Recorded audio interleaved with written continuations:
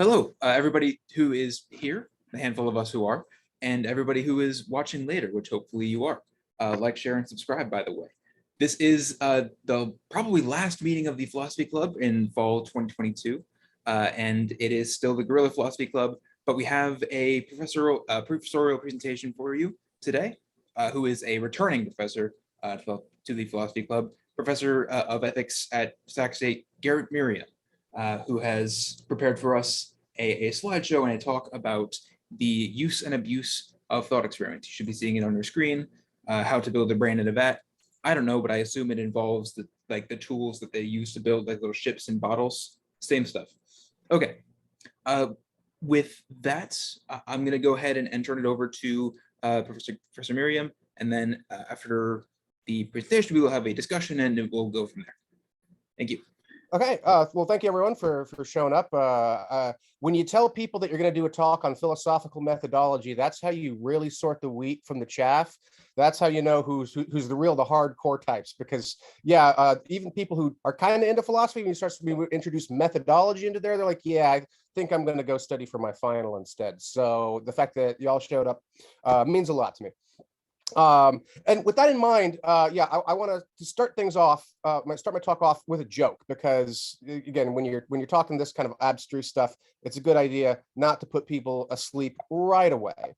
With that notion, let me give you a quick joke. You may have heard it before, but it's not my joke, but I think it's a good one. It sets the tone well. This is the farmer and the physicist. So there's a farmer whose cows are not producing enough milk, and the farmer doesn't know what's wrong. He's at his wit's end. He tries everything that he can think to do. He changes up their feed. He waters them more. He gives them more shade. He gives them more sun. Nothing's working. Just coming up dry. So he decides he's going to reach out for some help. So he goes to the local university, starts asking around, says, who can help me with my cow problem? And eventually someone directs him towards the physics department, because they seem to be the smartest guys on campus. So he says, just go talk to the physicist. So the farmer shows up and sits down with the chair of the physics department and starts describing his problem. And the physicist is really interesting. He says, oh wow, this is a novel problem for me. This is interesting. I like this. I'm gonna take a look at it. So the physicist starts studying the problem. He delves in for weeks and weeks. He has a literature search. He goes to libraries. He consults with colleagues. And meanwhile, the farmer's back at the farm. He's trying his things, but nothing's helping. But the physicist puts tons of effort in trying to solve the problem. And eventually, he calls everyone together, the whole department together for the faculty colloquium, to hear his solution. And the farmer shows up. He's really hoping that he's got something. And so after everyone quiets down and the introductions have been made, the physicist takes the stage and proclaims, okay, everybody, here's how we start the problem off. First off, we imagine a spherical cow. And here's our spherical cow right here. Now, again, I hope that's funny. I hope it gets a chuckle. And I hope it also sort of illustrates a point which I'm going to be expanding on later today. If you don't quite get the connection just yet, don't worry. I will beat you over the head with this as we go along. So with my preliminary joke out of the way, let me try to say a little bit more specifically about what I hope to show with this talk. So first off, I'm not giving some sort of grand unified theory of thought experiments. The ambition is not quite so high. Obviously, there's a lot of different things that can be said about thought experiments as tools. I'm going to be keeping my aims a little bit more modest. I'm also not going to be saying that thought experiments are always bad or that they're worthless or that you should never use them. That's also too ambitious. Thought experiments are tools, and like any tools, they can be put to good use and they can be put to bad use. And sometimes thought experiments can be used well, and sometimes they can be used badly. And I just think that overall, as a discipline, philosophers tend to not really be concerning themselves so much with the bad uses that they can be put to, and instead are just thinking that thought experiments are great. So what I'm going to do is I'm going to try to pinpoint a few common abuses of thought experiments. I'm going to use some concrete examples to illustrate why it is that I think that this is not how we should be doing philosophy, and then try to show how there's alternative tools that we can use in a lot of these same places, which hopefully get the same job done, but do it in a better way. So most generally speaking, what I want to say is this, that we should not confuse curious intellectual puzzles with tools that can provide profound insight into the nature of things, whether that be morality or knowledge or consciousness or anything like that. The little puzzles are good for getting our minds working, but they're not so great for solving profound problems, is what I sort of want to bottom line it. So I'll break my criticism down here into three general categories with 2 pairs in each category. So 6 total general concerns.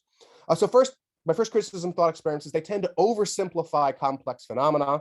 And paired with that is the idea that they abstract away from relevant phenomena. When you go from whatever it is, the thing that you're actually talking about in the real world to the thought experiment, something's lost in translation, and something really important that should be part of the conversation ends up being left out.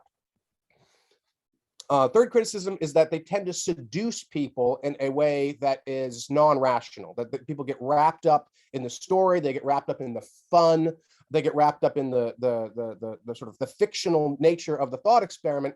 And as a result of that, we tend to drop our rational guards. We're not thinking quite so critically about it anymore because we end up being seduced by this narrative. And part and parcel of that is that they can distract away from other solutions, other ways of approaching the problem, which are less elegant, which are less sexy, which are less fun, but actually are better tools for solving the problem that it is that we're trying to solve. As much as it's nice to have fun, fancy, fictional stories and so forth to play around with, sometimes that's just not the way that we're going to get to the truth. So that's the second pair. And now the third and final pairing. Oftentimes thought experiments are accountable to nothing other than the imagination of either the person constructing them or the person listening to them. And I want to say that good responsible investigations need to be accountable to more than just your imagination, because imaginations have very few limits. And then sixth and finally, they rely way too heavily on intuitions. And intuitions are, in a nutshell, a good place to start thinking about questions, but a bad place to stop thinking about questions. And as a rule, thought experiments steer us towards intuitions and tend to just leave us there. So here's the 6 criticisms. I'm not going to go through each of them one in time, but I think you'll see all 6 of these occur over and over as I go through some of my examples.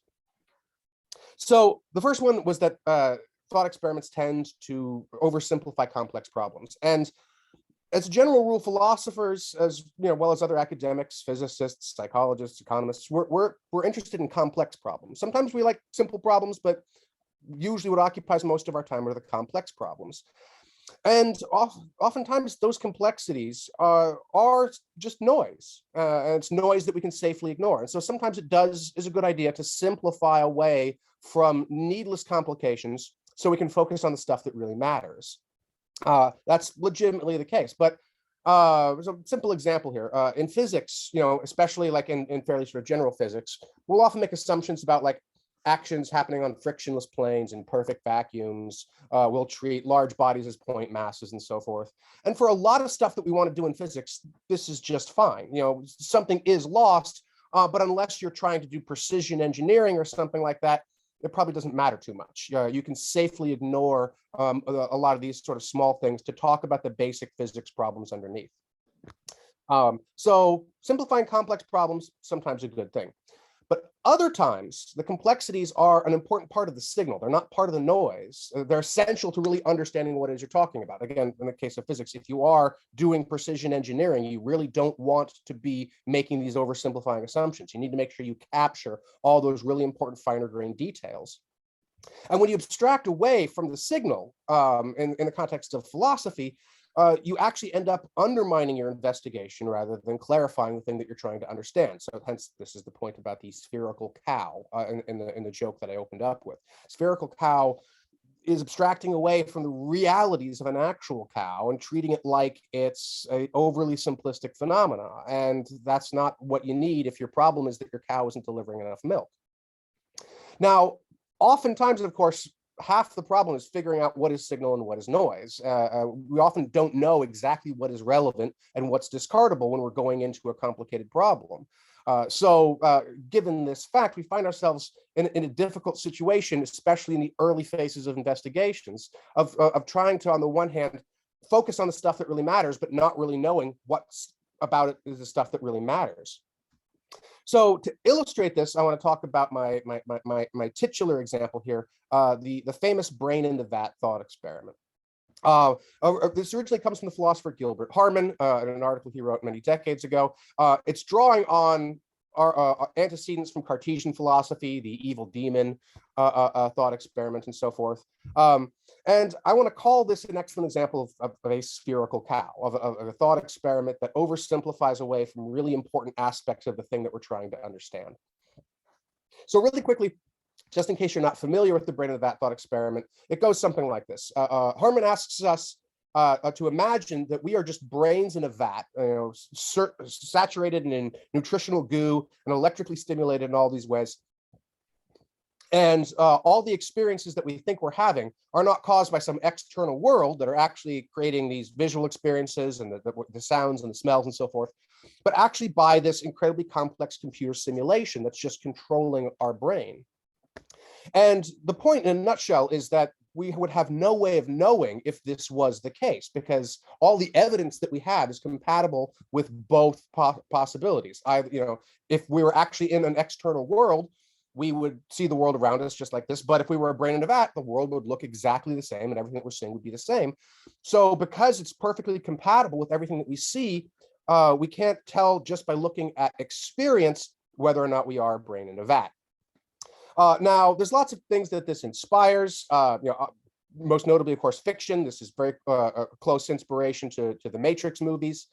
And in terms of philosophy, it's part of an ancient tradition that leads us back to the idea of skepticism about the external world, that we can never really know for sure that the world is the way it appears to be.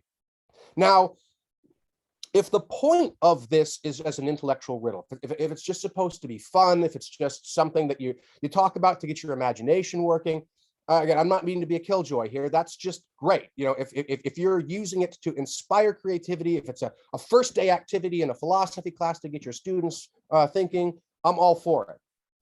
The problem, though, is that more often than not, this is used as a tool that's supposed to help illuminate how human beings know things about the world. In particular, it's supposed to inspire this kind of skepticism that makes us unsure of ourselves when it comes to knowing things about the world. And variations on this thought experiment have taken place in recent years with the so-called simulation hypothesis, which has been a favorite of Elon Musk. I can't remember exactly what statistics he put it at, but he said something like there's like a 70% probability we're living in a simulation or something like that. And this is all tracing back to Herman's brain in a vat and then to Descartes before that. And I want to say that this is an example of our imaginations hijacking our intellects and leading us to believe things that we don't need to take seriously, and that we as philosophers, that we as human beings can treat as just fun little games, little intellectual games, not something that we need to take too terribly seriously. So our cow's brain is in a vat. So why is this? What's my argument that this is a problem? Well, in a nutshell, what I want to say here is that this isn't the way that human consciousness actually works. There's a lot of things that we don't know about human consciousness, but we do know some things about human consciousness. And human consciousness does not work the way Herman's thought experiment imagines it works. In short, the brain is a necessary part of the equation, but by itself, it's not sufficient. You cannot just take a brain out of a human body, put it in a vat, and then recreate the full panoply of experiences that a normal embodied human brain has. Well, why not? Well, I got a laundry list here. It's not exhaustive, but I hope it will cover a lot of ground. So for full consciousness experiences, for everything that you actually go through on a daily basis, as well as over the course of your life, you need more than just your brain. You need more than just your central nervous system. You need, for starters, an endocrine system. Now, in fairness, part of your endocrine system is in your brain, but most of it is distributed throughout your body. So think, for example, about a fairly powerful emotion that people feel, lust. Lust is in large part created by hormones that start in the gonads and combine and circulate through your system, eventually make their way to your brain, where indeed the actual processing, so to speak, actually happens. But if you took your brain out of your body and put it in a vat, you'd notice right away, because you'd never feel horny again. You would be disconnected from the part of your body that is responsible for creating that feeling. And it's not just lust. Hunger is also something that happens as a result of your endocrine system. Love, rather famously, happens as a result of your endocrine system. A brain in a vat would not feel any of these things. It would be completely disconnected from all of these emotions. So that would be a dead giveaway that you're a brain in a vat. If suddenly you realize you no longer felt hungry, horny, or in love. But that's just the start of it. That's just the tip of the iceberg. You would also need a circulatory and lymphatic symptoms, because the hormones need to get from the parts of your body to your brain. So to be very clear, in case you're thinking, well, why not just inject the hormones into the brain directly? And that's because it needs to get into some very, very specific parts of your brain at very specific dosages. And to actually do it from the outside would be incredibly difficult. It's the circulatory system that delivers it there. So you need that. You need your heart, you need your blood vessels, you need your blood cells, you need all that stuff to get the hormones into the brain, into the right places, so you can actually feel the experiences that you feel. On top of that, you also need your gut microbiome. These are the trillions of bacteria that live in your stomach and in your intestines. And it turns out that without these things, our brain basically falls apart very, very fast. The myelinid sheath, which covers your nerves, which insulates them, that is constructed out of raw materials that start from as a result of byproducts of your gut microbiome.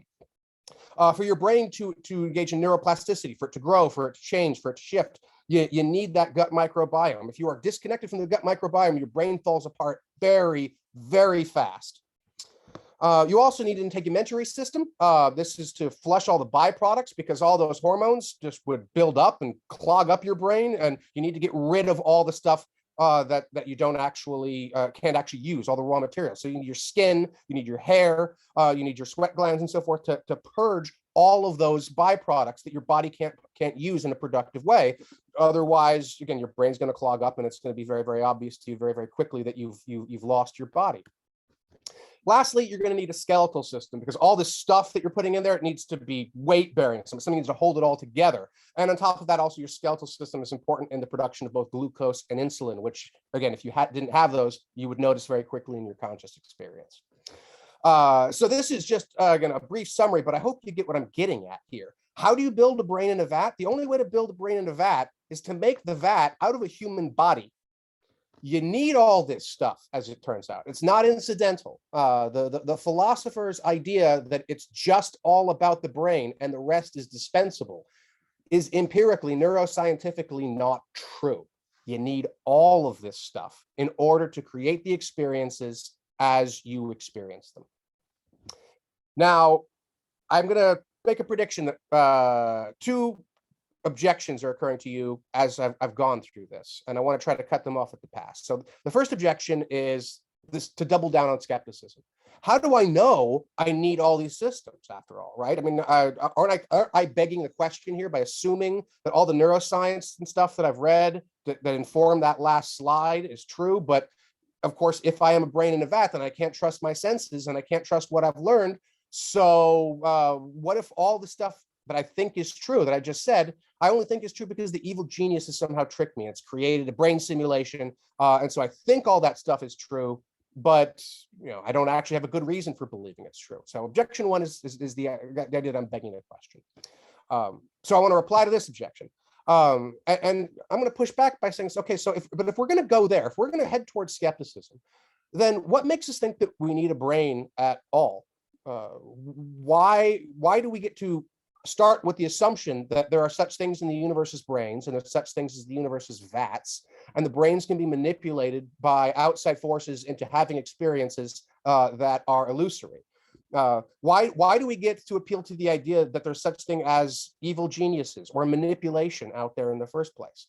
The thought experiment is trying to have its cake and eat it too. It's trying to say that we're allowed to appeal to our experiences in order to create a skeptical scenario, but we're not allowed to appeal to those same experiences to defund that skeptical scenario.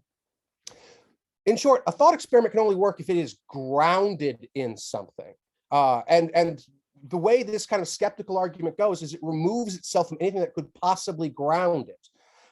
Skeptical arguments like to act as if they don't need a foundation, that skepticism is some sort of default position, but that's the position that itself needs an argument.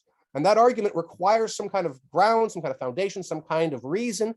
And if it's not going to be experience, if it's not going to be the idea that we as human beings encounter things that sometimes we can rely upon and sometimes we can't, then what is it? What motivates the skepticism in the first place? The skepticism cannot get off the ground unless it entitles itself to something to base it on. And in the case of this particular skeptical thought experiment, there's experiences that are being drawn on.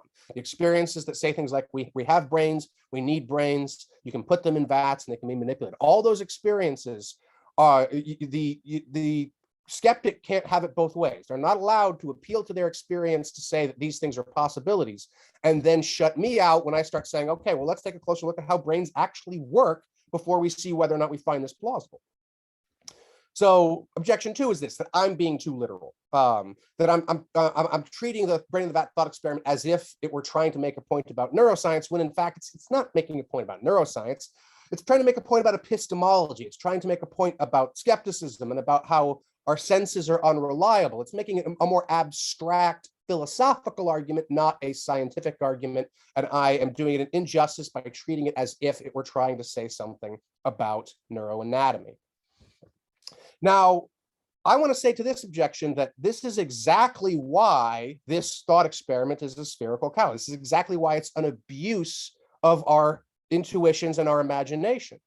The subject matter of epistemology isn't abstract. It isn't something that exists out there in the ether. Epistemology is something that human beings do. Epistemology, knowing things, learning about the world, are things that human beings do. And there are certain ways that we do it, and there are certain ways that we don't, and there's certain ways that we can't.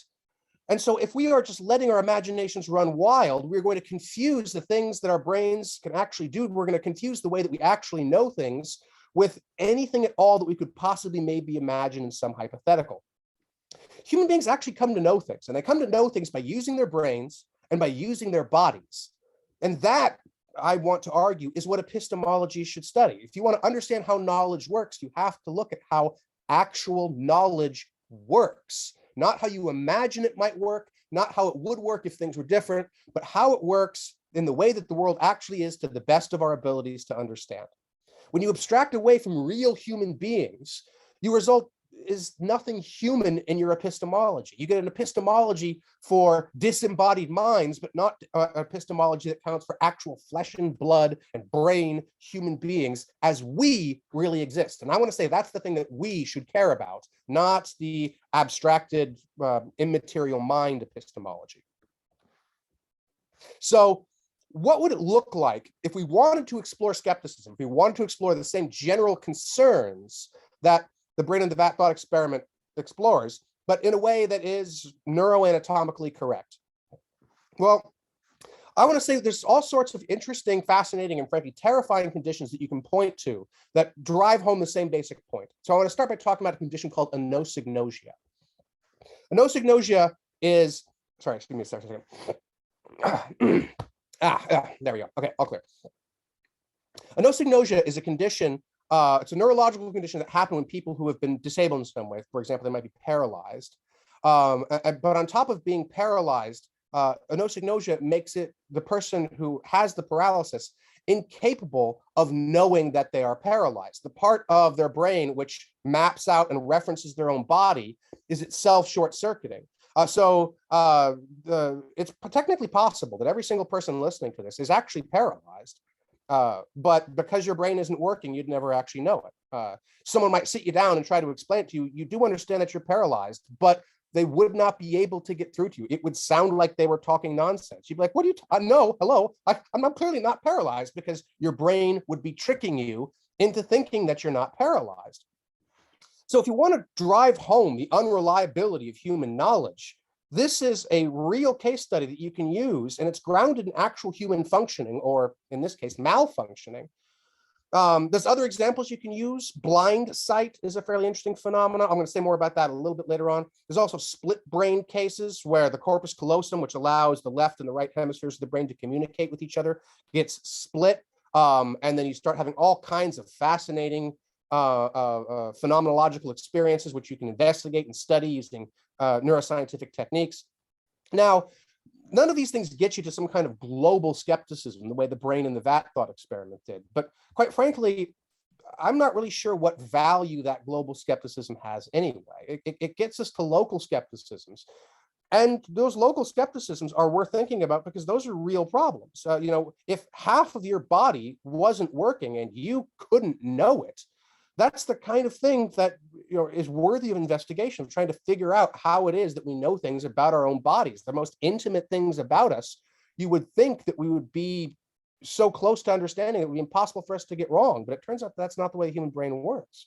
So here's a quick. Let me back up. Where's that? There's a quick illustration again of the split brain situation where the left hemisphere and the right hemisphere are unable of talking to one another, and so you can mess around with people by showing their one half of their brain one thing and the other half of their brain another, and you can watch them do all sorts of weird malfunctiony stuff. I'm not going to go into the details on it, but suffice to say, if you're interested in skeptical scenarios, checking out split brain phenomena is really, really fascinating. Okay, so I want to back away from the particular point now and say something a little bit more general about what it is I think we can learn from this case. Brains in vats illustrates what I think is a common problem for thought experiments, and that's they rely way too much on our intuitions. You can throw somebody with very little education, with very little understanding about the world, you can throw that scenario at them and watch how they react and watch how they think. Now, again, if what you're trying to do is inspire them to think in new and creative ways, that's great. But if what you think is going to fall out of that is some understanding of what it means to know things about the world, then it's not a terribly reliable method, precisely because if the history of intellectual history teaches us anything, it's that intuition is a terrible guide to the nature of things. So here's a short, non-exhaustive list of the ways in which human intuitions have failed us terribly. So starting with perhaps the most biggest blunder, geocentrism versus heliocentrism. For a very, very, very long time, human beings thought the Earth was at the center of everything because intuitively it seemed that way to most people. And the idea of heliocentrism, the idea that the Earth moves around the sun, was viewed as preposterous and just obviously wrong to an awful lot of people. And it took us, hundreds or even thousands of years, depending on how exactly you count, to sort of recognize that our intuitive take on the nature of the solar system is wrong, and that, in point of fact, the thing that seems intuitively mistaken actually is correct. Another example is the intuitive folk physics that a lot of people have versus Newtonian physics. This is captured, roughly speaking, by sort of the physics of Aristotle versus the physics of Newton. Basically, it appears from a lot of experiments that everyone's hardwired to be intuitive Aristotelians about physics. If you don't give people time to think, if you just make them react quickly, they will make judgments about physics that fit perfectly with Aristotle physics. But of course, also does not describe the way actual material bodies work in the world. Newtonian physics is much closer, but to get that properly, you have to actually stop and carefully think about how it is to apply Newtonian physics. Even people who are like PhDs in physics will get these things wrong if you force them to react right away and you don't give them a chance to think. And then, of course, to take it up another notch, there's Newtonian physics versus relativistic physics. It took us even longer to realize that Albert Einstein's relativity actually better describes the universe in which we live than Newton's physics. And that's really hard to understand because Einstein's physics is just really counterintuitive in a lot of different ways. It takes a lot of time and effort and reflection and good teachers and good writing and hopefully some nice illustrations through experiments to really help people wrap their minds around how relativity works. It's a serious challenge that is counterintuitive in the extreme, which again just shows that our intuitions kind of suck at understanding the way the universe works. Closely related to Einstein, of course, is the fact that the Euclidean geometry, which people took to be intuitively obvious and obviously the way the world worked for thousands of years, actually doesn't describe the universe in which we live. Non-Euclidean geometries actually describe the universe in which we live a lot better, but they're also a lot less intuitive. It's easy to teach 3rd and 4th graders Euclidean geometry. It is a challenge to teach college students non-Euclidean geometry. So intuitively, our brains just default to a simplistic, useful, but wrong way of thinking about the world. There's also a great story about Ludwig Wittgenstein versus Kurt Gödel on the nature of mathematical completeness, but that's a bit technical. So in the interest of time, I think I'm going to skip over that. And I'll close off just by talking about, again, another famous philosophical example is, Rene Descartes rather famously made the argument that it's impossible to be wrong about the content of your own consciousness. You may be wrong that there is an external world out there, but you can't be wrong about the fact that you're having visual experiences. That's incorrigible, he says. That's something you can be guaranteed to be right about. But there's actually situations that make us realize that that's not necessarily true. There's, again, a phenomenon I mentioned earlier, blind sight, which I'll illustrate with this picture right here. You get people whose eyes are working, their optic nerves are working, and their visual cortex is working, but there's a problem connecting their visual cortex to the prefrontal cortex where the actual visual information is processed. So they believe themselves to be blind. And if you put them in front of a screen that has like a bunch of lines across it and say, well, what do you see? They'll be like, dude, that's kind of insensitive. I'm blind. I can't see anything. And then the experimenter says, well, just take a guess. What do you think you see? If you were seeing something, what do you imagine it would be? And they'll be like, well, I don't know. I guess maybe a bunch of horizontal red lines or something like that. And it turns out that's exactly what they're looking at. So they think that they are just guessing. They think they are imagining it, but in fact, they actually are seeing it. They're just not seeing it on a conscious level. So it might be the case that you think you're blind, but you actually are capable of seeing. So even that Cartesian incorrigibility doesn't really work the way Descartes thought it would. So I like to summarize this point by quoting the philosopher Daniel Dennett here. Those who rely too heavily on intuitions are liable to mistake the limits of their imaginations for a metaphysical necessity. And again, I hope it's clear from the quote that that's not how we should go about doing things. We want to understand that there might be such a thing as metaphysical necessity out there, but our imaginations are not good guides to what that is. So I'm looking at the time here, and I'm thinking I'm a little bit behind where I wanted to be, so I'm going to sort of go through this one really quickly.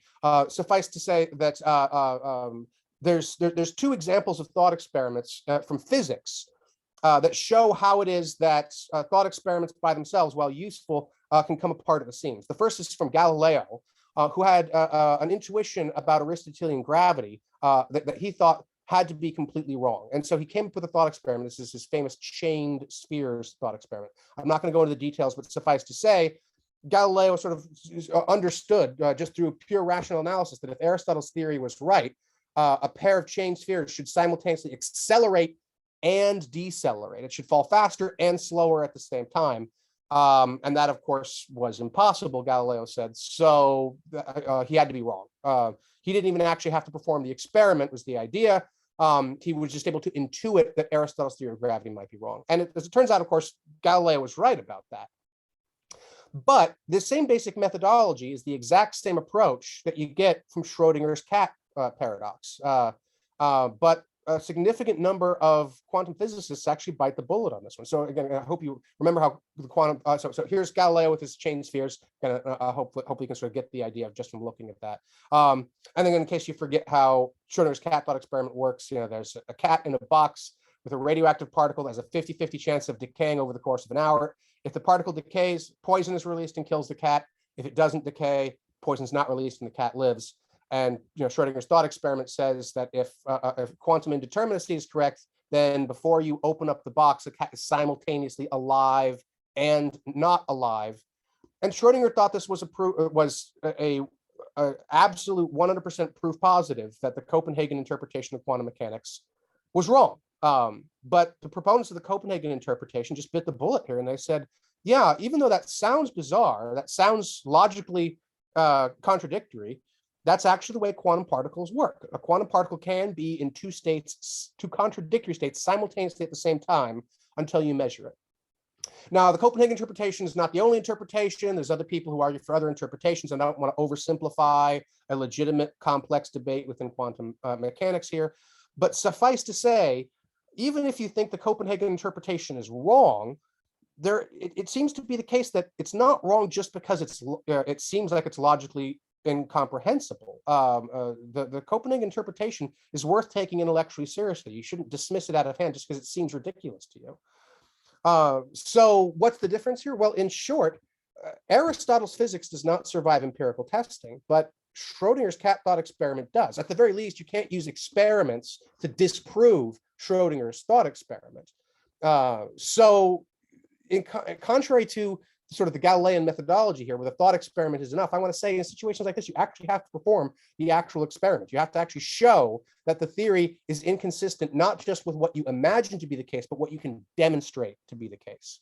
You can demonstrate that Aristotle was wrong. You cannot demonstrate that Schrodinger was wrong. So let's shift gears now. I've been talking about physics. I've been talking about epistemology. Let's say a little bit about ethics, right? Let's talk about the famous trolley problem, right? This is probably one of the most famous, if not the most famous thought experiments in philosophy. It's a hot shit right now. It had a pride of place in the show The Good Place, which is probably the first time a thought experiment has ever showed up on a network television show. Thought experiment was originally created by Philippa Foot, and then it was refined by Judith Jarvis Thompson. It's famous, it's fun, it's entertaining, it's spawned 1,000 memes. And you probably know what it is, but just a quick recap in case you don't. There's 5 people tied to train tracks. You can throw a switch to divert the trolley that's going to kill them, but if you do that, the trolley then moves off to a side track, which is going to kill 1 person.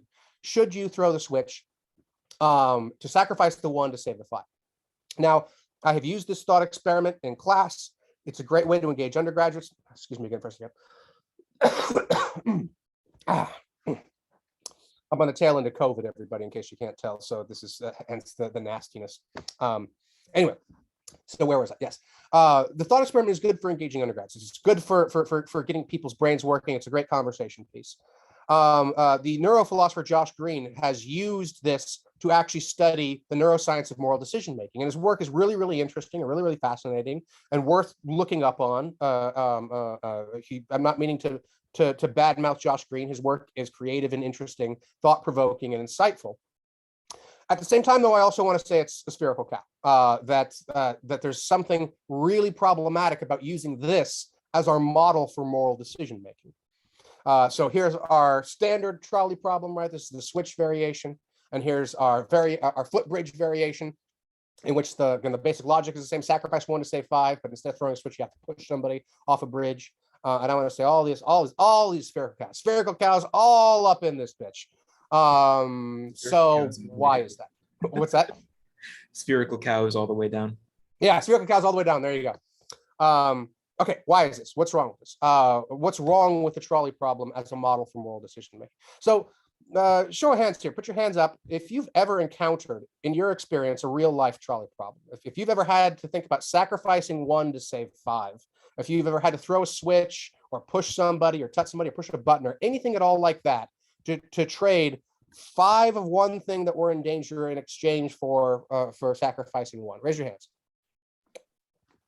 On the grounds that I've never met like Heath Ledger's Joker, no, I can't say that I have ever been thrust into such a situation. Right. Yeah, exactly kind of what I thought. Right. So yeah, again, in fiction, it's great. You know, it's wonderful in The Dark Knight, right? It makes for really fun, engaging, creative, thoughtful fiction.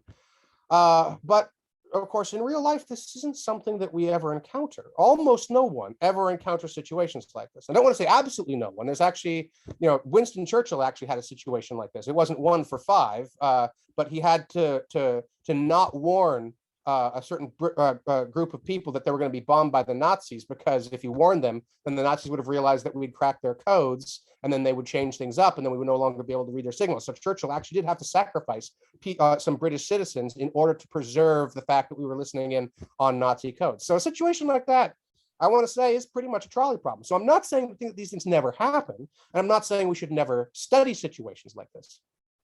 My point is just that these situations are incredibly rare. This is not how most human beings encounter moral decision-making. And if we use a trolley problem as our model for moral decision-making, we start getting a very distorted picture of what human beings actually do when we have to make a tough moral decision. Trolley problems tell us nothing at all about whether or not we should have an abortion, which is obviously a timely and difficult question. It tells us nothing at all about whether or not we should become a vegetarian or maybe even a vegan. It tells us nothing about whether or not it's morally justified to sentence somebody who committed a murder to be executed. These are real decisions that we have to make. They are hard decisions. Human beings have to actually go through a lot of processes to understand what it is that we do when we're trying to make up our mind in situations like this. And the simplistic model that you get from trolley problems do not capture all that complexity. If we want to study human decision-making in full, we need to look at the whole thing, not simply these kind of sacrificial dilemmas. Not to put too fine a point on it, but when all your problems look like trolleys, pretty soon all your solutions are going to start to look like switches. And that's not how actual moral decision making works. That's not how the world works. That's not how we encounter moral problems in our day-to-day lives. And that's a problem. And too much philosophical and even neuroscientific energy has gone into understanding this one small part of a much bigger picture. Now, if you're thinking about what I'm thinking, you're thinking about, you're probably thinking about an area in which the trolley problem got famous even before The Good Place, and that is self-driving cars. I don't know why my animations on the slide aren't working out, but we'll go through it anyway. There's been a whole bunch of think pieces written over the last, I don't know, decade or so, talking about self-driving cars and saying that self-driving cars are inevitably going to run into trolley problems. So I have an illustration right here, right? So, the self-driving car is driving along. There's a person in the middle of the road. The car can swerve and hit a brick abutment. It will kill anyone in the car, but the person on the street will have their life saved. Well, a lot of people say a situation like that, the car shouldn't swerve. It's unfair to kill all the people in the car. But then the variation is what happens if there's a whole bunch of people in the street, right? So what if there's a dozen people in the street? Should you swerve then? Well, there's whole websites dedicated to variations on this, and it's all sorts of people who have done studies to try to figure out how we should understand what it is that self-driving cars should do in situations like this. And again, I'm not saying this is bad work. I'm not saying it shouldn't be done. I'm just saying that it's overhyped, that it's really unlikely that we actually need to solve these problems before we actually can put self-driving cars into practice. I mean, after all, we didn't need to solve the problem before we made actual trolleys. Well, there's no reason to think that we actually need to solve this problem before creating self-driving cars. Why not?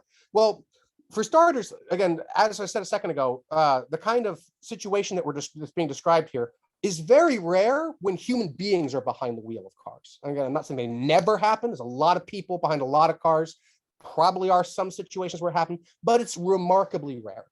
And there's no reason to think that when cars start driving themselves, that these are going to start increasing, if they're going to be more likely. In fact, it's pretty good reason to think it's going to be far less likely and far less common, because there's all sorts of systems that we can design that will prevent this problem that do not require any kind of moral algorithm. So we can, for example, build systems that have better brakes. When we start building artificially intelligent cars, we can start making them a lot lighter. A lot of the weight behind cars goes into creating systems that will keep the driver safe if it gets into an accident, but they're getting into accidents because human beings suck at driving. If you start putting AIs behind the wheel, accidents will be far less common. You won't need as strong, as sturdy, or as stable cars. You can create their safety systems much better. So you can build better brakes. You can build better sensors. Civil engineering works here too. You can have better pedestrian controls. When you start restructuring cities around the idea that cars are going to be driving themselves, you can start building things like crosswalks in a different way that will be built with the idea that artificially intelligent cars will be driving through streets, not human beings behind the wheel. Put all of these systems into place, they are much easier and do a much better job of avoiding these kind of sacrificial dilemmas. So again, not to say that there's this research shouldn't be done, but we don't need to freak out about it. This doesn't need to be something that prevents the deployment of self-driving cars until we can solve this problem. Not the least of which because there probably is no singular solution to it. And also because it's just going to be so rare that we don't need to lose sleep over it. So let's talk about a similar situation involving artificial intelligence that I think does create a much more serious moral problem that we do need to tackle head on right away. And that is the use of autonomous military drones.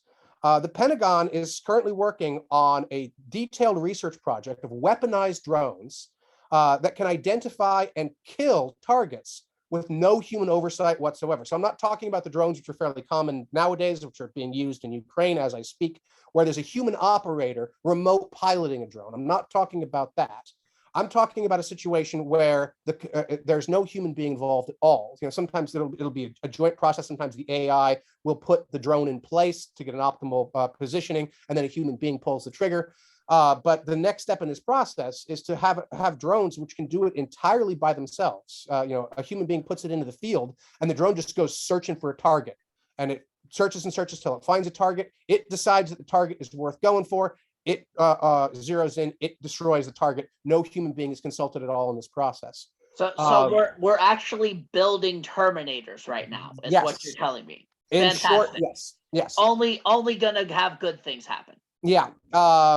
There's Black Mirror episodes that explore this. So again, you can make fiction out of the real creative stuff too. So think about the moral complexity involved in this. Now, there's legit reasons for this. This is a hell of a lot faster. This is a hell of a lot more efficient. And drone operators often actually do get PTSD because it's emotionally very, very difficult to be killing people over and over again, even when you're doing it from a remote session. So this would protect our soldiers from getting this PTSD. So there's moral reason to put this into place. It's not like this is just a terrible nightmare that we're doing for no good reason. But it does bring up all kinds of problems. Exactly how much confidence should we require, for example, that the target is a legitimate target? We got to build the algorithms in some sense. What kind of confidence thresholds are we putting in here? Do they have to be 80%, 90% sure that this is a terrorist and not just a wedding or something like that? Now, again, we can set the thresholds pretty high. We might actually make the AIs better at this than humans, but still we have to figure out where we're drawing the line. How do you factor in collateral damage? If there's, children playing on the street in front of Osama bin Laden's house, do we want to have the machine take out the children as well? Or do we want to say that it should have a zero tolerance policy for collateral damage? Again, this is a problem we deal with in the real world when we're talking about humans pulling the trigger. But when we start automating this process, we have to pay a hell of a lot more attention to it because the role of human judgment goes out the window. And then, of course, there's the fact that once we start putting these things into the field, they're going to presumably be captured and reverse engineered by our enemies, for lack of a better term. How are we going to keep these things from being used against us, from being used by hostile agents in ways that we don't want? Now, there are serious philosophers and serious military ethicists who are working on these problems. There's a lot of good work being done on this. I'm hardly breaking new ground when I bring this stuff up.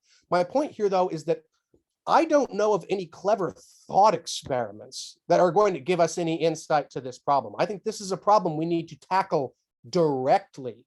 We can't appeal to some creative fictional story that's going to give us the insight. We have to actually look at the real world here. That's the only way we're going to solve a problem like this. So there's no sort of seductive allure of narrative in a case like this. We just have to deal with it as it actually is. So here's a artist's rendering of what one of these kill drones might look like.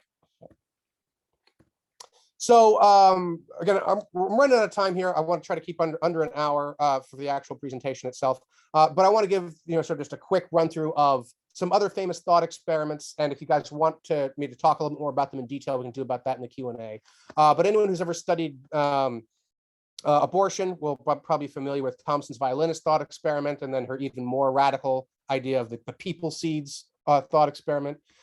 You can contrast this with a phenomenon known as sexsomnia rape, basically sleepwalking rape, in which an innocent person, because they're technically asleep, actually sometimes rapes people. And that's a situation that I think can get you everything that you want out of Thomson's violinist thought experiment without the fantastical sci-fi element of it. Hilary Putnam has a famous twin Earth thought experiment. Again, I won't go into the details, but suffice to say, this is a very, very famous, very popular thought experiment. A Google Scholar search comes up with 48,000 references to twin Earth. Do a search for on Stanford Encyclopedia of Philosophy, and you come up with 593 hits. Philosophers work with twin Earth in a lot of detail. They obviously find it thought-provoking. And again, I'm not going to go into the why here, but I think this is a bad thought experiment. I'm a big fan of Hilary Putnam's, but this thought experiment sucks. Hilary Putnam actually has a better thought experiment, it's not a thought experiment, a better illustration of the same kind of problem he's talking about. And this is his jadeite nephrite example, which really quickly, in case you don't know, the mineral that we call jade is technically two different things on a chemical level. There's jadeite and nephrite. They're chemically speaking quite different, but when it comes to making things like jewels, they're indistinguishable. So you can make jewels out of either and it looks the same. And so philosophically, this does a lot of the same work that the Twin Earth thought experiment does. But Google Scholar search for this comes up with 307 hits, and the Stanford Encyclopedia only comes up with 3. So this is far less popular, but I think actually grounded in an empirical reality, and hence, for my purposes, I think it's a better tool than the Twin Earth. Daniel Davidson has a fairly famous swamp man thought experiment, and then various variations on the swamp man thought experiment, which are the P zombies or the philosophical zombies, which are still like the talk of the town for a whole bunch of philosophical explorations about the nature of consciousness. And I think you can contrast this sort of pure thought experiment with a real condition called Cotard's syndrome, which is a condition in which living, breathing human beings become completely convinced that they are dead. They believe themselves to be walking corpses. It is a fascinating and baffling condition that is rich for philosophical analysis, but on the whole, philosophers don't talk about a whole hell of a lot because we're often talking about fucking zombies. I live for the day which philosophers no longer talk about zombies and start talking about patients with Cotard's syndrome instead. Like I said, I'm glossing over a lot of details here. If you want to know more about it, feel free to ask me in the Q&A. So I want to start wrapping up here by giving some general guidelines for situations in which I think thought experiments can be useful and situations in which they should be avoided. Like I said at the beginning, thought experiments are tools. They're not inherently good or inherently bad. Like all tools, they're good for some jobs and they're bad for others. I've been focusing on the bad jobs. Let me say a little bit about what I think thought experiments are good for. In general, these are some pretty safe bets. If you're looking for fun or mental exercise, thought experiments are great. Go hog wild. If you're trying to popularize some kind of obscure idea, if you got an idea that you think is really worth something and you're trying to get it some traction, a creative thought experiment might get people talking about it and might elevate the profile of that obscure idea. If you're trying to illustrate or explain an unclear idea and you're struggling with it, thought experiments might help put it in terms that people can understand. And so it might be useful as a didactic tool to get people to understand something that's complex. Again, Albert Einstein's relativity he explained relativity using lots of really creative thought experiments. A lot of them oversimplified things, but they helped drive the points home for a less intellectually sophisticated popular audience. I want to say that thought experiments are also good for assessing the plausibility of ideas, where plausibility here is treated as something that's purely subjective. It's fine for just like a gut check, an intuition check. How do I feel about this? Does this seem like it makes sense, or if it doesn't? Now, again, I don't think you should ever reject an idea simply on the basis of intuitive implausibility, nor should you accept an idea simply on the basis of intuitive plausibility. But like I say, it's not a bad place to start when you're trying to do a broader investigation into a topic. It's also, thought experiments can be a good way to raise challenging questions, a good way to get people to start talking about things that they might not have realized were problems. Thought experiments can be good conversation starters, and they're useful for that. So again, I'm leery about overgeneralizing. Again, there's probably some counterexamples to the list I'm about to give here, but what I would say with caution is when you're creating thought experiments, when you're reading about thought experiments, be skeptical of thought experiments that have sort of the following criteria. First off, thought experiments that are being used as what Dan Dennett calls intuition pumps. That is to say, a tool to convince somebody of a foregone conclusion. So you already know what you think the right answer is, and you're trying to leverage somebody, you're trying to use it as a rhetorical or an argumentative tactic. So you come up with a thought experiment, try to get them to come around to your preconceived conclusion. I want to say that's bad methodology. Thought experiments are bad for like sort of catch-all explanations of complex moral, metaphysical, or psychological phenomena. The moral, metaphysical, and psychological domains are incredibly complicated. We don't want to be dumbing them down just so we have a fun, nice little story that we can talk about. Thought experiments are bad when they distract from more practical or more salient concerns, real world problems that we could be dealing with instead of abstract hypotheticals. If we find ourselves in that situation, I say we deal with the real world problems rather than the fictional narratives. And while thought experiments are good ways of bringing up challenging questions, I think there are bad ways of answering challenging questions. good conversation starters, bad conversation finishers. And so just more generally, more broadly, be on the lookout for oversimplified stories that claim to deliver insight into really complex phenomena. If something can be explained to you in just a few minutes, it probably isn't going to be able to tell you anything terribly useful about the nature of morality or consciousness or all of reality or anything like that. So some quick guides to constructing your own thought experiments in responsible ways. Try to create your thought experiments in ways that are accountable to more than just intuition and imagination. Don't make thought experiments that can be assessed exclusively by sitting in your armchair and thinking about them. Again, that might not be a bad place to start, but try to stay as faithful as possible to whatever underlying substrata is giving rise to the problem. So in the case of the brain in the vat, the underlying substrata was neuroscience, because again, it's a brain. So you want your thought experiment to stay as truthful as possible to what our best understanding of that substrata, in this case, neuroscience. Try not to use fantasy when realism will suffice. Now, again, I love fantasy. I read lots of science fiction stories. I read lots of horror, lots of swords and sandals and all that stuff. It's fun. But when you start embellishing your story with fantastical elements, you start getting people away from the real world, and presumably what we want to understand is the real world and not fictional ones. Again, quoting Dan Dennett here, the utility of a thought experiment is inversely proportional to its departures from reality. You want your thought experiments to be useful, keep them close to reality. Don't embellish with narrative details. Again, I say this as someone who enjoys fiction writing, both reading and writing fiction. The temptation to throw in fun, fancy details is definitely real. But things like the Society for Music Lovers and Thompson's violinist thought experiment, it's fun, it's memorable. I think it might bias results. I think it might get us to lower our critical, analytical capacities and instead carry us away with these fun stories, which, while entertaining, is not where we want to go if what we actually want to understand is the nature of morality, consciousness, or the universe itself. That's all I have to say, everybody. Thank you all very much. I hope you found that insightful and thought-provoking. All right. Indeed. Thank you for that. Indeed. And, yeah. Oh, go ahead, William.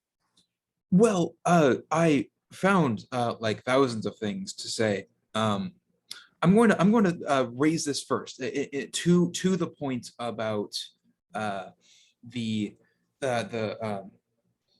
reliability of intuition, especially as provoked by thought experiments, though not exclusively. I think we should say, because intuitively, most political philosophers have argued something to the effect of people don't do stuff unless you pay them for it, right? Unless they achieve something for themselves, etc., etc. In practice, I don't know that has ever been true, but it is definitely not true in the modern age. Like with all of the constraints that are levied upon us by, for lack of a less trite sounding term, capitalism, the capitalist state.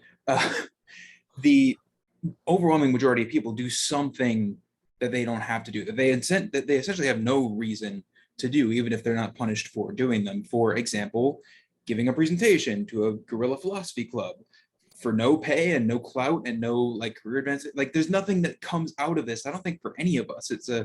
I kind of view it as a platform for me, but a platform we that give plenty of clout, William. You sell us short. But the point is just to spread like good ideas around and have enrich the intellectual experiences of the listeners. But that's not a thing that we intuitively suggest, that you usually suggest that people get out of their interactions with others. It's definitely something we prioritize, but that's only borne out when we like go and do some observations or go through lived experiences and observe and conceptualize based on those. So like, yeah, the reliability of intuition breaks down pretty quickly. You should say. Yeah, I would say actually that's something that economists tended to be more guilty of rather than political philosophers, but certainly a lot of political philosophers can be found guilty of that too. Yeah, that kind of some sort of psychological egoism or something like that. And yeah, I mean, and I think economists and political philosophers are getting better at this. I think that they've started to recognize their mistakes, but it took them a while. Yeah, there's several decades of interesting, experimental economics that was kind of befuddled by the fact that, that people will do things like spend hours of their free time editing Wikipedia for no pay, just because they're interested in contributing. And those kinds of intrinsic rewards are something that it took economists a while to realize that it was something that really matters to people.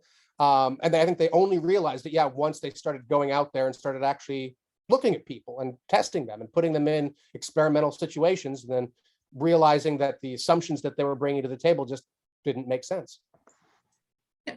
And I still observe few to no politicians talking about the reality of human beneficence. We very rarely get I think a lot of pro-life politicians believe that people will adopt babies out of their own, the goodness of their hearts. I think they're counting on something which may be a little bit unrealistic in the opposite direction. So maybe so. Even so, I'm also really interested in thought experiments and intuitive appeals as didactic tools. One thing that really jumped out at me when we just in the portion about the trolley problem and its related subsidiaries, the ways in which these debates are being had in the public sphere for the most part are, I think, commit the sin that we are trying to avoid, which is that they foreclose solutions in reality that are because they're not available by the conceit of the thought experiment. So if we're talking about the dilemma of what a self-driving car should do in a particular situation, we have by accident already accepted that self-driving cars are a good idea. Rubber meets the road, literally. Those turn out not to be a very good idea. As far as building the infrastructure, it can work, but it's much more involved than we tend to think. In terms of pollution, it's worse than just keeping the status quo. In terms of urban sprawl, nothing changes. We'd be better off just doing, well, frankly, more trolleys, more public transit. Right. But that's something we only take into account. That's something we can only observe when we are looking at cities as they happen to be, rather than as we imagine them to be in the abstract. So yeah, again, this is all to reaffirm the point that thought experiments can be misused in this way. And what I want to add to that is that they can be misused by corporations for corporate ends. Mm-hmm. And so I don't mean to say this has ever happened, but if I were a part of some sort of advertising or public relations firm that were making autonomous cars, a pretty brilliant ploy would be to seed a bunch of think pieces in journalistic outlets like Slate or Vox saying, oh, there's the trolley problem, it's this huge problem, and then just come along in a couple of years and say, okay, we solved the trolley problem, so now everything's clear, now everything's good, we have no more problems, let's just build the self-driving cars. And as you're noting, William, there's a real conversation that needs to be had there that has nothing at all to do with the trolley problem. And if we're all sitting around talking about the trolley problem instead of those real legitimate issues that you brought up, we're not going to be focusing on the real conversation that should be happening. I think the same thing is going on with the drones and the automation thereof, where when we're talking about the ways in which we murder people, we have stopped considering for the moment whether and how we should, whether and to what extent, and what we can do to prevent wars like that from breaking out in the first place. Which I was, so that's some of what I wanted to bring up, and we have a raised hand in the chat. Yeah, I am about to talk actually. So my I want to say two things. One, I want to thank you. I mean, beyond just thank you for coming, Professor Merriam, but thank you for carving into how limited the trolley problem is. It has driven me insane for a while. Another thing that's driven me insane about the trolley problem is it's not even a test of deontology versus a non-Kantian thing, because someone else set up that whole experiment and tied all those people to the track. Someone else decided a number of people are going to die today, and you don't get to absolve yourself of being the one who decides how many it is. It's not even really a test of what it's supposed to be a test of in the first place. So thank you for that. Yeah, ideal versus non-ideal theory is obviously is something you can dig into there too. And to echo back to what William was saying, that yeah, like oftentimes when I've taught the trolley problem, students want to try to break the dilemma, right? They want to say, well, why don't you just run across the tracks and save everybody? And you know that's the natural impulse to do, right? To try to find a creative solution to the problem. But the point of the thought experiment isn't to get people to come up with creative solutions; it's to force people to make a decision. Now, again, sometimes it's a good, sometimes people have to be forced into making decisions, and that can be a useful thing. But you end up as a byproduct of that basically saying, stop trying to come up with creative solutions to problems and just accept the terms of the dilemma. Exactly. On Love the that corporation other was doing side, it too, by the way. but Sorry. but on the other side of the thing, or as a matter of not criticism, but sort of disagreement, I am a big advocate of Judith Jarvis Thompson's assorted thought experiments, and I think I could push back on the notion that they contain the relevant information. I mean, particularly the violinist one. Like, I don't know that you get a better analogy to pregnancy in the case of rape under the assumption that the fetus is a human being than some third party did something to someone else, and do they have any obligation to the innocent person that they are connected to? I think it is. It's not a spherical cow. It has all of the relevant features of that particular issue. I think to a lesser extent the people seed analogy one is, but what I think in terms of like that's just a particular. It might just you just insert that with some other different famous thought experiment if that turns out to be right. But in terms of substance, you made a point that like don't introduce fantasy when reality will do, and that I want to push back on as a sort of like general maximum, because like I think part of good philosophy is kind of like engaging with people in sort of a different way than what they're used to, for lack of a better word. So it's like I think like as much as I made that silly joke earlier about, you know, like engage in my raisin-based hypothetical, like I think stuff like that is kind of part of good philosophy, not as a means of sort of like avoiding argumentation, but like these kind of abstract, weird thought experiments, like when done properly, when they have all of the relevant pieces in there, I think some distinct style there is, I don't know, pedagogically useful. Mm-hmm. Yeah, so yeah, like in spite of my criticism, I'm very glad that the trolley problem showed up on The Good Place. You know, I thought not only was it well executed in the context of the story and the characters and so forth, I was excited that, you know, a bunch of normal people were getting exposed to a little bit of philosophy there, even if I don't think it necessarily can do what a lot of philosophers want it to do. You're right, Daniel. It's pedagogically useful. There's a certain amount of PR involved, and you know, there's probably going to be, you know, generations of college students, at least over the next few years, at least, who take a philosophy class because they watched The Good Place and they thought it was fun, and you know, so it's going to be to my benefit right there. So yeah, as I've tried to say, there are legit uses to which thought experiments can be put to. But to go back really quickly to Thompson, I'll say a little bit more about that. And again, I don't want to disrespect what Thompson was trying to do was incredibly creative, and I think she succeeds at doing something which was kind of hard, and that's giving men the capacity to try to empathize directly with what it must be like for a pregnant woman, a woman who doesn't want to be pregnant, to be hooked up to some strange person. And that's a genuine merit of Thompson's argument, is it's, you know, it's gender neutral, so to speak, right? It's easy for someone without a uterus to imagine being hooked up to the violinist because everybody's got kidneys. So there's creativity there, and it allows people to broaden their empathic horizons, and that's definitely good.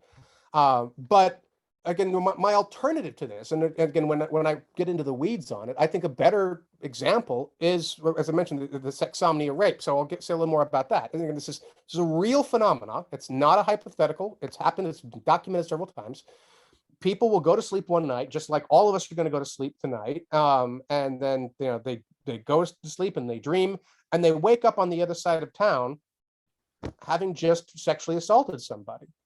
They weren't aware of it. They weren't conscious for any of it. They had no clue it was happening. But it did, because while they were biologically, anatomically asleep, your body can actually do all kinds of complicated, sophisticated things entirely on its own, including sexually assaulting people.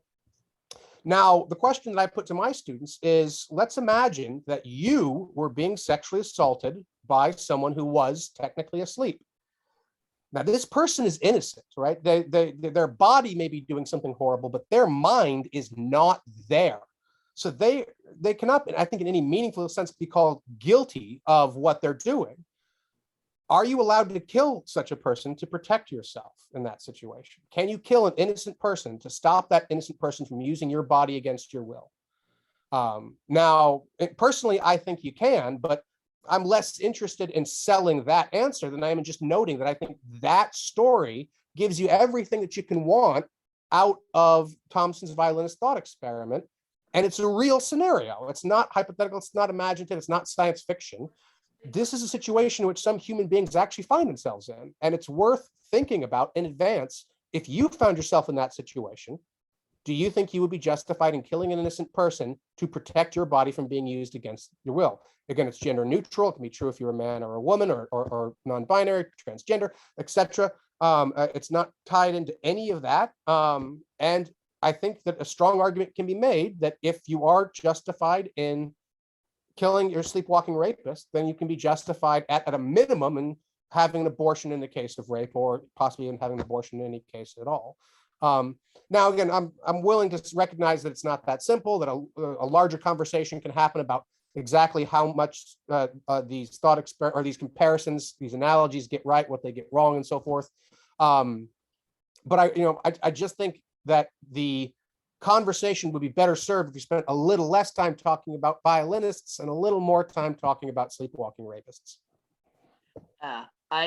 I guess my only concern then, and maybe I just am sort of being a homer, it is one of my favorite pieces of philosophy and such, and R.I.P. to the goat and everything. But I think the sort of distinct analogy to pregnancy, particularly, like it's impossible to miss what she is analogizing to. And I think when you say like it gets you everything that you could want out of that case, it's like I would push back and say no, it doesn't quite, because it doesn't get an analogy to pregnancy by rape, where you have this completely innocent third party and these absolute bastards who did something real awful. I mean, you mentioned that the Society of Music Lovers might kind of bias people in certain way. Like, if anything, my concern would be that it biases people towards not recognizing the Society of Music Lovers as the absolute monsters that they are. But if anything, if it biases people towards rejecting her ultimate conclusion, I don't really think that's necessarily a weakness of the thought experiment. If anything, that's maybe being a little more fair if it biases that way versus the other, if it has to pick a direction. But I've rambled on far enough. Yeah, no, I certainly have never done an experiment to test whether or not Society for Music Lovers biases the thought experiment, and if so, which way it does. Yeah, you're right. It may bias it in the opposite direction. You very much could be right about that. It would be interesting to think about how if we might be able to construct an experiment to test whether or not narrative details like that actually do have an effect on people's intuitions and their outcomes. I can imagine a couple of ways it could be done, but yeah, I certainly haven't. I've never done such an experiment, and I've never seen anyone do such an experiment. But yeah, you're certainly right. No analogy is perfect. My situation is missing some things. Maybe all things considered, the violinist actually captures some important things that my story doesn't. Fair point. Yeah, and I'll grant, as much as I still like it, the people seed one, like, if the very basic argument is like that's getting a little too weird and abstract for people to as easily engage with, I have no counter to that. I think that's a completely fair and reasonable assessment of the situation. Yeah, I will say one of the things, I've never heard anyone defend the people seeds thought experiment with anything other than half-hearted, just pro forma, well, just to be fair kind of stuff. The people seeds thought experiment, it's not one of the more famous thought experiments in that essay, and for good reason. It's, I think, an epitome of a bad thought experiment. But I passionately defended it, so you should have sat in on the class with Professor Park. It was a feat, but it is a feat for another time. fair enough. Blake, say something. You I'll haven't say spoken something. All right, from the top, brain in a vat. My objection is mind in a Tupperware. I think that you have to disconnect everything from the brain. There's nothing there that's in this reality. It's completely different. But I mean, we have no way of knowing it. And so the fact that we would chance upon it, very unlikely. And so why would we like randomly needle in a haystack and be like, yeah, we're actually in this other existence with no proof of it. And so it's not unlikely, or it's not likely, and it falls apart. Yeah. But I think that there's something there where in going through a biological analysis of it, I would say, well, I think that it's probably more of a mind anyway than a brain. It's completely outside of whatever this vessel is. Going through the rest of them, trolley problem. Yeah, it doesn't make sense to have a 4 versus 1. Most problems are a 1 versus 1. We talked about a whole bunch of them. Abortion is a 1 versus 1 problem. Should you do it? Should you not? And it's not quite as simple as hey, there's going to be this clear-sighted 4 versus this obviously inferior 1. And so I think a principle there is if a thought experiment is, if this were the case, then this, okay, that makes sense. Well, then you would then compare that. Is that actually how reality is? Does this actually work?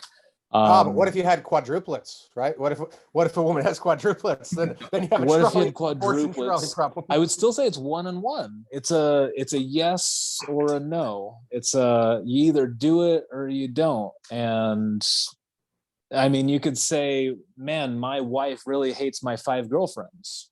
That's a rather lucky, gentleman who has a trolley problem. And then I wrote down, humans are bad at driving, but they're great at killing each other. So Terminators are unnecessary. And then given the challenge of coming up with thought experiment, I did make a very relevant thought experiment for you. All right, so the government is concerned by the spread of COVID. They identify that temperatures above 101 relate to a contagious case in 75% of people with 101 temperature or more. And a contagious case will end up in 2 deaths. So you would have 6 deaths for every 4 people that you would kill. And therefore, it makes sense to, you could say Terminator, you could say a thermostat attached to a guillotine, however you want to do it, but it would make sense to have that automated Mormon joke. Automated Mormon joke. Go on. William, did you just make a polygamy joke? Fantastic. Oh, I got you. Yes. No hanging fruit, but fantastic. Sorry, Blake. No worries. But yeah, so essentially that if those things were the case, which I think would be the follow-up to that of, well, yeah, it does make sense for 4 people instead of 6 people to die, then you'd say, well, is it actually 75% of people with 101 degree or more? Do you actually save 2 deaths? And if so, then yeah, I think it makes sense. But I think the thought experiment there, it's something that is somewhat plausible, right? It's something connected to, hey, this terror cell is going to murder 20 people and there's 10 of them, so we're going to take them out. And if you have it to that kind of, if you can just do it as simple as a measurement, why not? Why not do it? Why not have that machine that kills them? Yeah, I think the implausibility part happens right there at the end. It's the machine that kills them. It's the how would you construct the machine? How would you get it into place? You can if you're working at it as a work of fiction, you can plug those holes easily enough. Your imagination can figure out how to do it. But if you were actually thinking about real policy, even if you set aside the technical machining problems and so forth, constructing a device that actually would work that way seems to be a challenge. But what I would say though is that, I mean, again, you can take that same basic problem, and we actually had that same basic problem, but except it wasn't, do you kill people to stop the spread of disease? It's, do you do something like compulsory quarantining them? Do you compulsorily vaccinate them? This is a conversation that we've been having, and the stakes aren't as high as killing the person with it, but it is at least arguably trespassing on their rights in some way. So you have that same basic trade-off of, bodily integrity and human rights on the one hand, and saving lives and increasing the quality of life on the other. And you don't need the placeholder of the magic guillotine or whatever it is to just with a thermostat attached to it. Like I said, that's fun. Yeah, or a thermometer. Talking about fun little details. You right? put your forehead on it, and if it goes 101 or I have a picture in my head. Yeah, it's fun. That's all I got. Okay. Like I don't know. I wonder if I have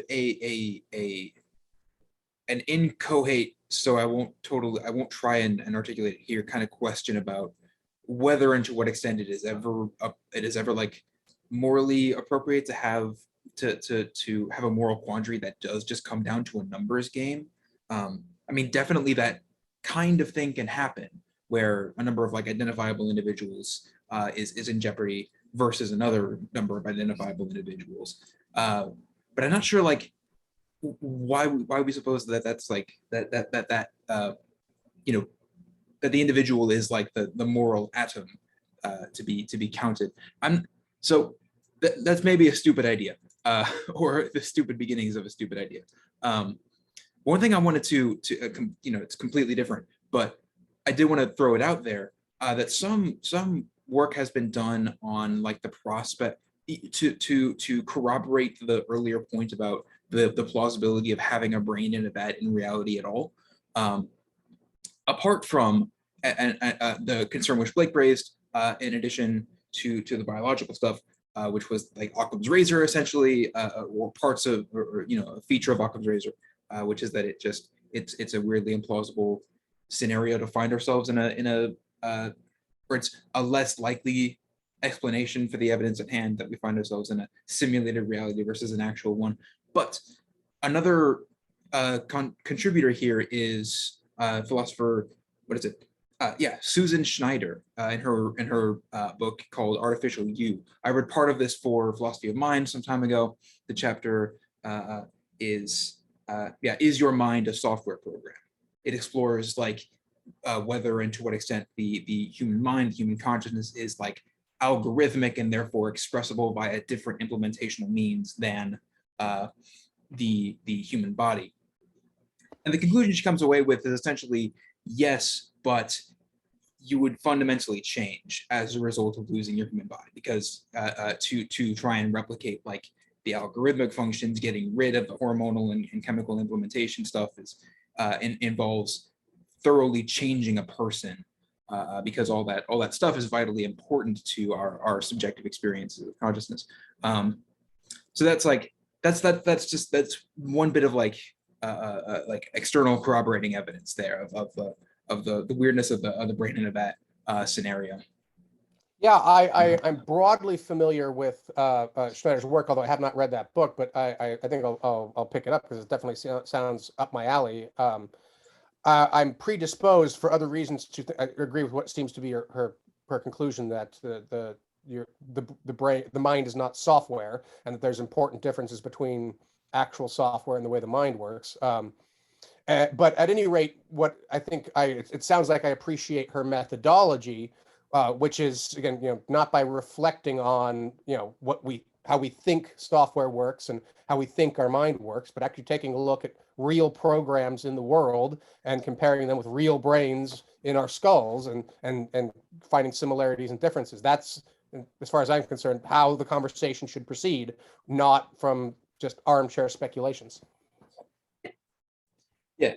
So for those who are like watching the video later, and who have watched like last week's meeting more recently than we had it, the when I actually, I don't remember if this was in the meeting itself. Daniel was mentioning the aspiration of being transmuted into an artificial or like a robot body. I don't remember how serious you were, and B, how exactly what the proposed methodology was. Like, was it that the brain being removed and transposed, or was it the algorithmic function of the mind being replicated artificially, or something else? I believe what I stipulated was that the sort of like artificial neural network that is my mind at present is, planted into a robot body. And I really didn't have anything more serious other than if such an event happened and then someone like restarted Flesh Daniel at some point or something, that we would both be Daniel. Would be that, rightly speaking, both ships are the ship of Theseus. Both ships directly trace their origin back to one entity that now refers to two. We didn't talk about the ship of Theseus and the transporter problem, but those are interesting, like thought experiments in their own rights. Yeah. I could share some shoot from the hip on that if you want me to. Sure. Yeah. So to start with the transporter problem. So again, I love me some Star Trek. I really do. I'm old school Trek. And so I remember, reading philosophical essays as an undergrad that brought up like, transporter identity problem and stuff like that. And again, if what you're looking for is a fun time, I'm not looking to rain on anybody's parade or to be a buzzkill, because I've had fun conversations about that. But if what you're actually trying to get at here is how is it that physical corporeality relates to personal identity or something like that, I just think there's no reason at all to trust our intuitions about this kind of thing. That whatever your answer is to this question, if you teleport somebody and you get a copy who's the real person, or you have two copies of the same person, a different person, yada yada, whatever your answers are, they don't really give you any deep insight into the nature of what it is that we're trying to understand. This is in part because our intuitions are not finely calibrated to this kind of situation. We don't encounter anything like this in our day-to-day lives. The closest is we get something like, a photocopier, photocopy a photograph, which is the photocopy, the photocopy versus the original. That's probably like the closest we get to it, but that's so radically different from personal identity that I don't think that really is worth much. And then if you want to get into the nitty-gritty physics, it's just physically impossible. To the best of my understanding of how particle physics works, it's not just a large computational problem, it's an impossibly large computational problem to ever map one-to-one every single atom, every single quantum state of every single atom in your body and then duplicate it. It just cannot be done. I mean, the again, Heisenberg compensator. Exactly right. That worked very well. Thank you. Yeah, they put that kind of fun stuff in there in order to gloss over that. And again, it's fine for fiction. It's perfectly fine for fiction, but for philosophy, for like real philosophy, I think that there's interesting questions about how physical embodiment relates to personal identity, and how our brain states, how our neurochemical states, how the state of our gut microbiome, how that relates to who we are and who are and our sense of self. Real problems, interesting problems, hard problems. We need to tackle them head on, not through these little thought experiments like the teleporter. Yeah. And the thing that reassures me is the fact that I'm not very creative, such that the tackling of issues head on is more to my advantage, methodologically speaking, than the coming up with of thought experiments. So yeah, I think that's, I mean, apart from, I mean, everything, philosophy is endless, but apart from like, that's kind of all I've got, I guess, for now. This is one of those things. Everything in Philosophy Club is one of those things where I want to like revisit the topic in a year and see what I think with that much hindsight. Well, This we're is going to no post this on exception. the YouTube channel, and I'm Yep. going to be around. So, if we want to do a follow-up later on, we can certainly do that. We will probably have specifically this kind of conversation again because of the seminar series we'll be taking together next fall if all goes to plan. So yeah, I think that's it from me. Do we have any other comments? Like, we're not too deep into the time here. Yeah, an hour and a Deeper half is than pretty that. good by our standards, but as it happens, I raised all of my gripes already. All in all, I thought it was a pretty straightforward, hard to disagree with presentation. Perfectly, like, you weren't reaching too far, so you're not really subjected to very many sort of counter examples. You're properly qualified statements and everything. It's just you should be more controversial, so we could yell more. Well, so maybe we should do for a follow-up is that me and Professor Brandon Carey should both come on, because like I said, he is more gung-ho about thought experiments than I am, and we can have a conversation, and he can tell me why I'm wrong, and I can tell him why he's wrong, and you guys can jump in the midst of it. That would be interesting. I Philosophy would club turns into absolutely debate club. be down for such a thing. Blake, would you be down for such a thing? I would love that. I think honestly, I think this was probably the best that we've had so far this year, in my opinion. And I would love a Carey Merriam face-off. Carey Merriam. Which is really what we should call that. Yeah, we should do that. And William, I'm just as we're spitting ideas here. We should get Professor Park and Professor Swan on here to debate politics or systems of government. That would be another killer, straight banger of a debate. Professor McCormick and Professor DiSilvestro have had a debate over the existence of God before, so that wouldn't be the first time we've had an interdepartmental discussion. So there we go. Look at departmental. He said, correcting the actual philosophy professor. No, you are right. You are right. Intra-departmental, indeed. Correction noted. Thank you. Hubris unchecked. Okay. Thank you. Blake, is there anything you wanted to say, like, just in closing, about this, about anything else? No, I'm good. I'm happy. I enjoyed it. Thank you very much. This was a lot of fun. Thank you all. All right. All right. Can I do a little send off, William? Yes, go ahead.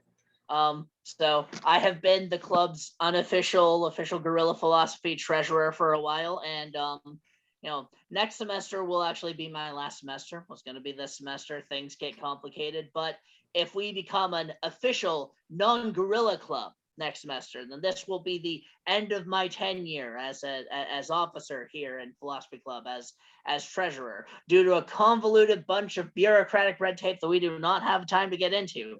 And it's not like you won't see me around or whatever, but if this is, I will say it has been an honor serving as your treasurer and coordinating all of these things and what have you. And I will now send it off to William for the full big official wrap up. Yeah, man, thank you. I believe this will be the last thing we do. I think this is going to be the last meeting we have of the semester. In the semester we have 1 week left. If we do anything by the summer, I guess we'll find out. And yeah, other than that, thanks again to Professor Merriam and to everybody who's here and to everybody who's engaging with these ideas later. I'll say the thing that I say not often enough, but often enough to be annoying. Don't let the conversation end here. I think too often we watch like a video, or I do this. I watch a video essay and then like never revisit the topic again. And that's one way. But we should try and.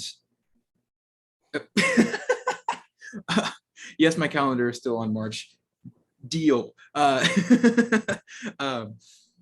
Yeah, we should keep on exploring these good ideas and have them be part of our discourse. And I'll say for myself, don't let the discourse be like directed by hypotheticals and by the people proposing those hypotheticals for their own selfish ends. So yeah, thanks again, and we will hopefully see you in spring 2022. Fall 2022. Geez, not gonna wait that long. Okay, thank you and goodbye. See you in March.